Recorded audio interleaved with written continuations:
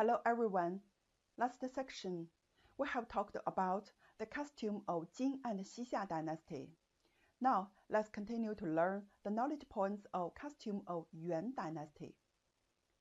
The unification of the Yuan dynasty ended the confrontation between North and South in the Central Plains for 200 or 300 years, and changed the state of several political borders in the border area. Among the dyeing and weaving techniques of the Yuan dynasty, gold brocade, embroidery, field carpet, and cotton weaving are the most distinctive. In order to meet the needs of the government and the luxury life of the aristocratic class, the dyeing and weaving process in the Yuan dynasty showed an abnormal development, and its organization scale was quite large.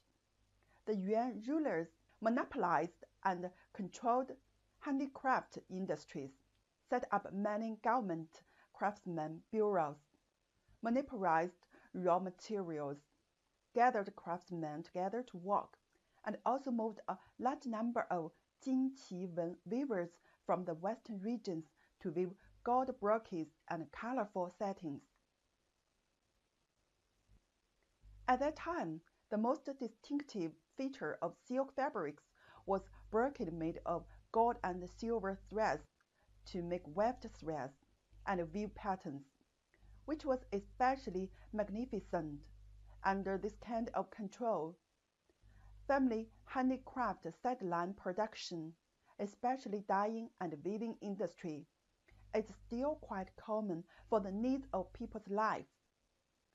Cotton spinning, wool spinning, gold weaving, and embroidery are relatively developed, which has promoted the development of the clothing industry to a certain extent. This can be reflected in the travels of Italian Marco Polo. Sichuanshu brocade is still very famous, with many designs, and it still follows the legacy of the Song dynasty.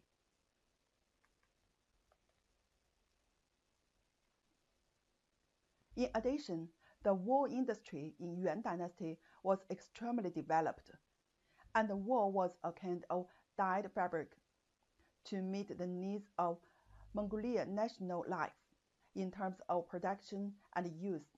It can be broadly divided into two categories. Felt is woven from tanning wool. Blanket is woven from wool and white silk. Huang Daope, a famous cotton textile innovator in the Yuan dynasty, based on the advanced cotton textile experience of the Li nationality people and her own decades of cotton textile production experience, systematically improved the cotton textile production technology in the whole process from seed removal, blooming, spinning to weaving. Not only did it meet the urgent needs of production development caused by the rapid expansion of cotton growing areas at that time, it also promoted the development of cotton textile handicraft industry in the lower reaches of the Yangtze River and made great contributions to the people. During this period, Han costumes and northern ethnic costumes further infiltrated and transferred to each other, and Chinese costume culture entered a deeper level of integration. The official dress system of the Yuan dynasty has long been in the Song style. According to the Han costumes, the ceremonial dress of the Han dynasty, such as coronation dress, ceremonial dress, public dress, etc., was adopted. The crown of public clothing, gongfu, with its head made of lacquer gauze and its feet sprayed, is what we often call wusha mao, a black hat. Make it with luo, big sleeves, a collar, and a red blanket. The position level is indicated by the color and pattern of the clothing. However, there are obvious changes in the texture and fabric of official uniforms. When officials in the Yuan dynasty wore formal dresses, they all wore lacquered gauze 斧头. This was the same as the official attire in the Song Dynasty. Generally speaking, robes are the main clothing. The Yuan Dynasty emperors and their relatives wore dragon robes with large dragon straps, which were also sold in folk markets at that time. When Yuan Shizu found it out, he has immediately issued a ban on private weaving and embroidering of this dragon robe, while there were no compulsory dress regulations in other areas.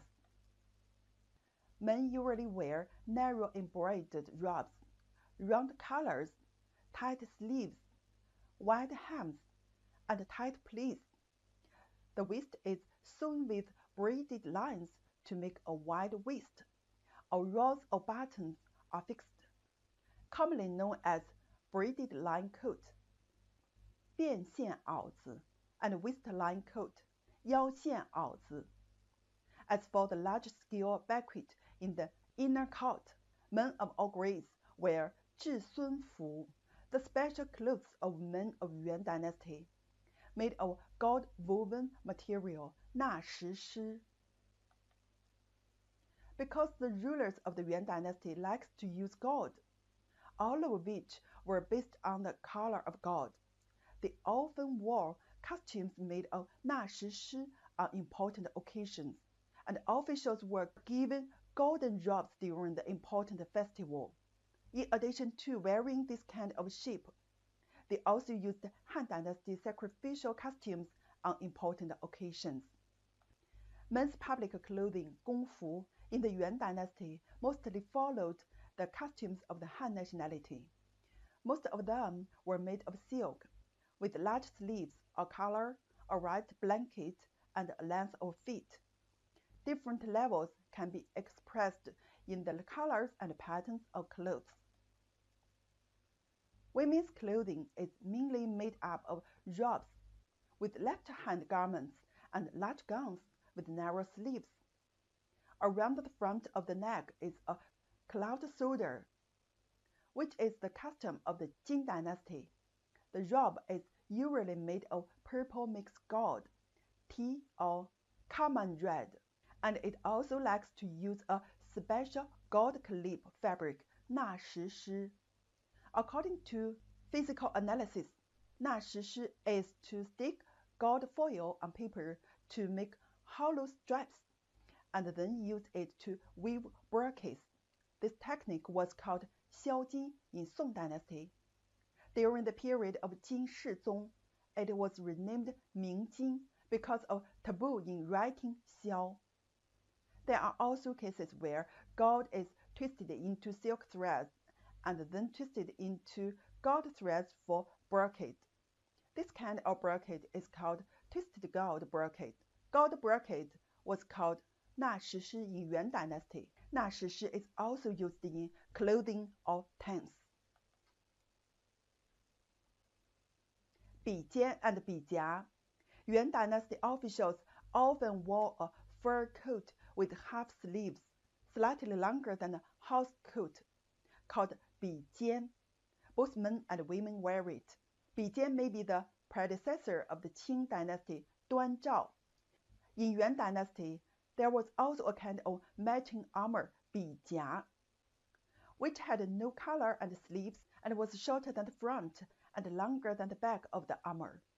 The front and back pieces were tied with loops to form a garment, which was often worn by the people in daily life. Cloud shoulder and half arm. The cloud shoulder worn by Jin Dynasty people was more colorful in Yuan Dynasty. Dancers and maids are especially fastidious about their cloud shoulders. Half arm is also very popular in Yuan Dynasty. Both men and women wear it. At the end of the Yuan Dynasty, empresses and nobles often took Korean women as maid-in-waiting, so Korean-style clothes, shoes, and hats became a popular style. Hairstyle is the most distinctive part of the Mongolians. Men's hairstyles are often 坤发. Generally speaking, it is to shave off all the hair on the top of the head and only put a 栗子帽 on the temples or head. A small amount of hair was left on the forehead as decoration. Some people hang their hair around their ears, while others trim the left and right locks into various shapes and then hang them down on their shoulders. Mongolians wear straw hats in summer and wear warm hats in winter, mainly 至孙服. The 至孙服pay attention to the matching of clothes, which is mainly reflected in the unification of clothing color, that is, the same color of crown and clothing.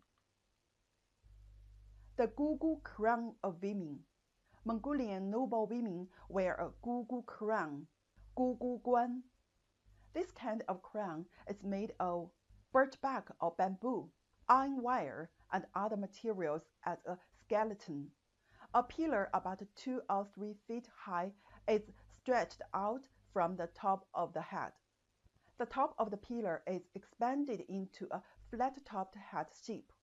Then it is wrapped with red silk, gold brocade, or green felt, and decorated with kingfisher feather flowers and pearls.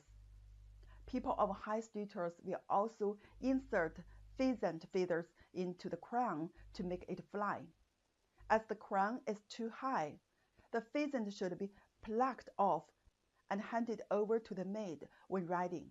This kind of head is taboo to be touched by others, and one must bend one's head sideways when entering or leaving the tent. For the pool, the crown is wrapped in black coarse wool cloth. In addition to the crown, women also wear fur hats and use yellow powder to make up their faces. Okay, that's all the content of this course. The content of next course will be knowledge points, costume of Ming Dynasty. See you next course.